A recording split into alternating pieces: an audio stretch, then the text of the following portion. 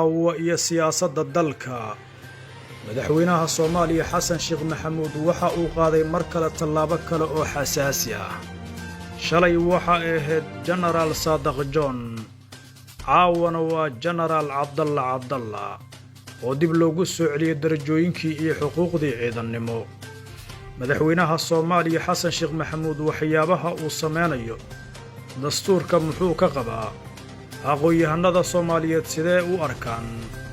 waa war degdeg ah iyo Hayaanka News. fadlan haddii aad ku cusub tahay page-keena Facebook follow soo dheh, muuqaalkan like saar, siina share garay si saaxiibo badan oo sidaadoo kale ay u gaaraan wararka iyo warbixinada xasaasiga ah aan halkan ku soo gudbinno.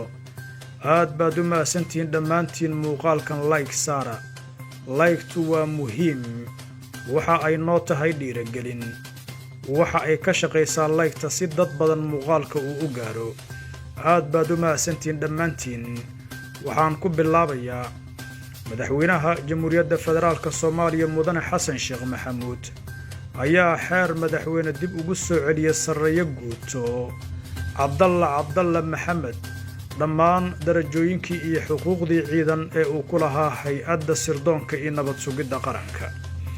madaxweynaha ayaa dikreetadan u cuskaday qodobka 87 iyo 90 ee dastuurka ku-meelgaarka ah ee dalka u yaalla.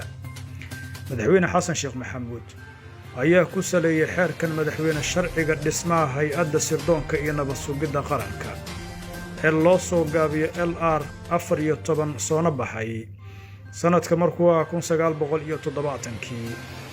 sidoo kale madaxweyne Xasan Sheekh Maxamuud waxa uu soo qaatay go'aankan kadib markii uu codsi u soo gudbiyay Sarreeyo Guuto Cabdalla Maxamed. sidoo kalena uu u egay muhiimadda ay u leedahay in dib loo soo celiyo xuquuqdiisa iyo darajooyinkiisa ciidan si waafaqsan dastuurka iyo sharciga dalka u yaalla. Sarreeyo Guuto Cabdalla Maxamed laga bilaabo maanta oo aan saxiixay xeerkan madaxweyne waxa uu xaq u yeelanayaa dhammaan xuquuqda ciidan ee sharciga uu u oggol yahay, iyadoo xeerkan uu baabi'inayo dhammaan wixii xeer ah oo ka horreeyey, ayaa lagu yidhi dikreetadan oo ka soo baxday xafiiska madaxweynaha Jamhuuriyadda Federaalka Soomaaliya. xeerkan madaxweyne ayaa dhaqangalay maanta oo taariikhdu ay ku ekeed 30 Agoost 2022 oo ah markii lagu baahiyey faafinta rasmiga ah ee dowladda.